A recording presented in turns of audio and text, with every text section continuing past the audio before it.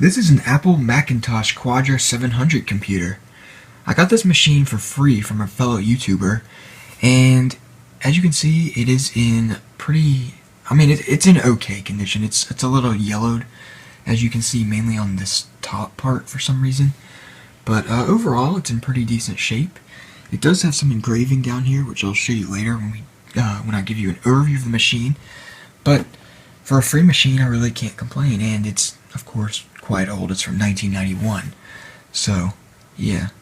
So, I'll go ahead and give you a brief overview of the machine now. So up at the top, we have the hard drive activity LED and power LED on this side. Right here we have these auto inject 1.44 megabyte SuperDrive, which means that it can either use an 800K or 400K Macintosh formatted disk, or a standard high-density 1.44 megabyte disk as well. Right here we have the Macintosh Quadra 700 branding and the Apple logo there. Down here we have the reset and interrupt switches, and as for that engraving, it looks like this machine was originally owned by a school or something, because it says some name of some school, so this was probably owned by a school at some point. So let's go ahead and flip it over to the back, since there's really nothing on the sides. So right here we have the power supply with its power outlet for a monitor, the IEC power input there, and its fan. Under that we have the power button, which can actually be pushed in and twisted to lock it in the on position. You can see I kind of did it there. So basically what that would do is, if the power was disconnected from the machine and reconnected to the machine, it would turn on by itself without the need of pressing the power button again. So right here we have a DB15 display output. Next to that we have a SCSI port. Right there we have an AAUI Ethernet port. Right here we have a printer and modem serial port, two ADB ports there, and an audio out as well as a microphone in port there. So let me go ahead and flip the machine back vertically so you can read the information plate there. And there's the serial number there. And it has this weird thingy on it. I'm not exactly sure what this is, but it has a little hole at the top, and it says Central Incorporated Magnapol. I'm not exactly sure what that is, but it seems to be glued on the back of the case here. And right next to that we have a lock slot there. And here we have the two expansion slots for the two NuBus ports on the motherboard. So now, since it's pretty easy to do, I'm just going to go ahead and open the top of the machine so you can see the inside. Now, if you haven't noticed, and if you aren't really familiar with Macintosh computers, this machine actually uses the same exact case design, well, almost the exact same case design as the Macintosh 2CX and 2CI. Since Apple realized that most people use those machines on their side, they decided to orient this one to be used on its side in the vertical orientation, because as you can see, all the ports are oriented, or all the logos of the ports are oriented in the vertical orientation. So yeah, as well as the front panel, as you saw earlier. So let me go ahead and pop the top cover off the machine. It just simply lifts up and pulls away like so. So I'm going to go ahead and turn around to the front of the machine here. So as you can see, the motherboard is quite large. It actually takes up the entire bottom case of the machine. It goes under everything. So it's a pretty large board for what it is. Right in the center here we have the Motorola 68040 CPU running at 25 MHz. And as you can see, it does have a CPU heatsink installed as well. Right here we have two NuBus expansion slots there. And right here we have one, it's a processor rec slot, and a lot of times this was used for processor upgrades, such as a PowerPC upgrade card, which could basically convert this 68040 base machine into a fully functional PowerPC based machine. I'm assuming it would have come with a PowerPC 603 CPU, since that was the most common, and I think it was the earliest PowerPC CPU that Macs used. Right here we have the ROM SIM slot, of which is not populated because this machine has onboard ROMs, as you can see there. So underneath the drive caddy here we have, I believe there's 72-pin SIMs and 30-pin SIMs. I'm not exactly sure on that, but I'm pretty sure the larger SIMs, the 72-pin SIMs, are used for a video memory expansion, and the smaller ones under there are just the main system memory. This machine does have about 68 megs of memory installed, which if I'm not mistaken is the maximum amount of memory this machine can support. So that's quite cool. Right here we have the hard drive. This is a, I cannot remember the size. I guess we'll check when we get in the OS. But it is a Seagate drive, as you can see. Of course, it has a 50-pin SCSI port on the back, which plugs directly into the motherboard. And directly below the hard drive, we have the floppy drive, of course. And finally, on the back here, we have a power supply. I'm not exactly sure what the wattage is of that, but I guess you could calculate that if you wanted to. Yeah, I don't see it written on there anywhere, so yeah, I'll have to check that. But yeah, you can easily calculate it with the amps and voltage. So yeah, that is the inside of the machine. So what I'm going to do now is just go ahead and put the top cover back on it, hook it up to a monitor, keyboard, mouse, and we'll go ahead and boot it up. So I'll be right back. Alright, so as you can see, I have the machine hooked up to a keyboard, monitor, and mouse. This is a Apple design keyboard, and I also have the Apple ADB Mouse 2 hooked up to it. So let me go ahead and power on the machine.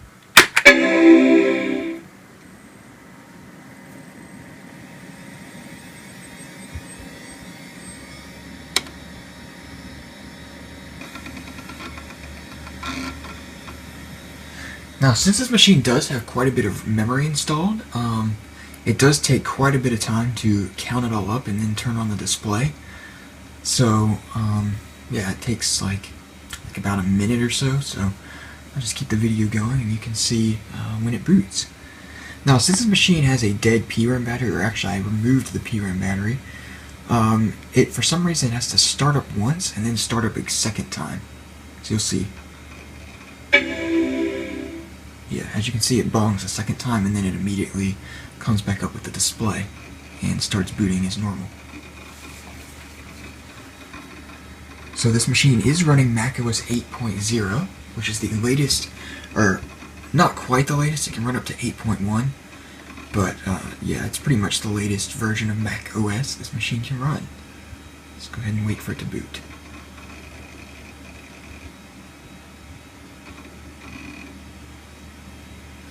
See if I can get this weird interference off the side of the screen. See if I can adjust it. Yep, it's gone now.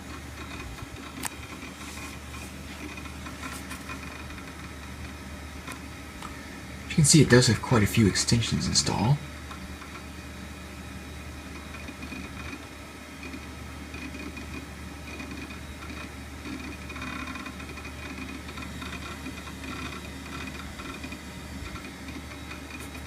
Alright, so as you can see, we are now in macOS 8.0. So it does run pretty well. It actually is pretty snappy for being this old. The 68040 is definitely noticeably faster than the 68030. Yeah, the 68040 has a built-in floating point unit, so that component is no longer external like it is with 68030 machines. So as you can see up here, it is running macOS 8.0 and has 68 megabytes of built-in memory. So yeah, let's go ahead into Apple's system profiler here and take a look at some other specs. Alright, so as you can see, it detects it as a Quadra 700, of course, System 8.0, Finder 8.0, 68040 at 25 megahertz, 68 megs of memory, and the startup device. So yeah. Oh yeah, I need to check the size of that, so I'm going to go ahead and do that now. So it appears that this hard drive is about 500 megabytes. So yeah, that's a pretty decent sized drive for this machine. Let's see, I think there's a little bit of software on here. For some reason there's a folder that's called Previous System Folder. I didn't actually install this OS. This came on the hard drive when I got it. So yeah, it seems like a pretty basic install of OS 8, so I don't think I'm going to bother reinstalling it. There's really no point. Now, this Previous System Folder has some weird app called CD Remote, and if I launch it, it just doesn't launch because of an extension that is not installed. And that extension may be in this extensions folder. See, it looks like, yeah, there it is, the CD Remote in it. I'll have to put that in the extensions folder of OS 8 and see what that does, but as you can see, it looks like it had a Radius, either a Radius display card or Radius monitor attached to it at one point in its life, so yeah, that's pretty interesting. Let me go ahead and close this. See what control panels it had. Once again, the Radius extension and the IM Mega drives. I don't know what this is. Apparently a dance retrospect remote. I guess that goes with that remote app thing I saw earlier. I'm not sure what that is. I'll have to look that up. So anyway, let's go ahead and close that. Let's go to the applications folder of OS 8. You can see we have quite a bit here. We have Adobe After Effects 3.0. And we also have Adobe Photoshop 4.0. So let's go ahead and open Photoshop and see what that looks like. Not sure what 4.0B and 4.0C mean, but go ahead and open up 4.0C.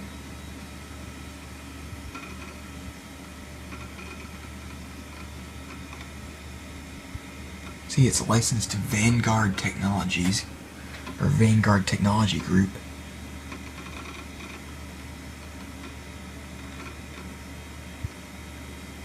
It does take quite a bit of time to open.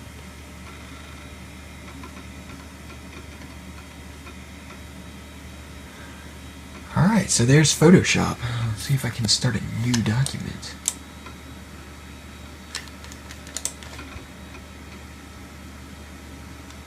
So yeah, there it is.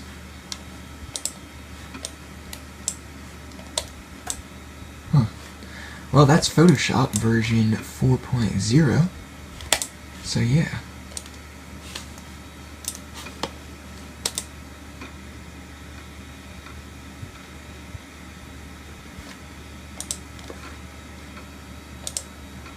Now I do have an AAUI to Ethernet adapter, and it does work on this machine, so I was able to get on the internet.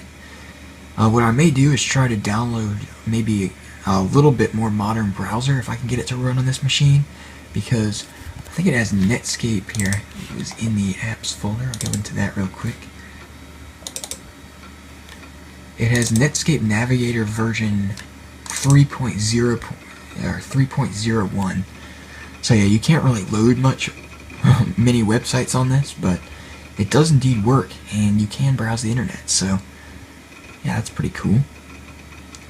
See, this was copyright in 1995 or 1996.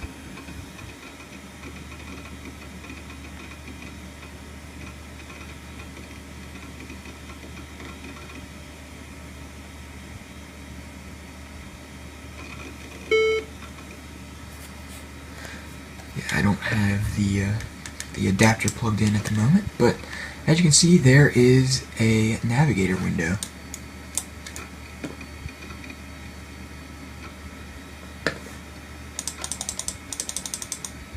So yeah, a couple old logos there, pretty cool.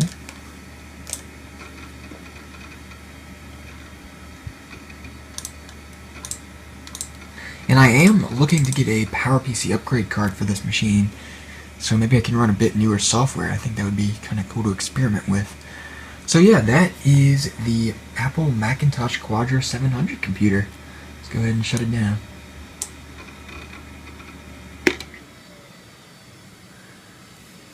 So that is the Apple Macintosh Quadra 700. Hope you enjoyed this video.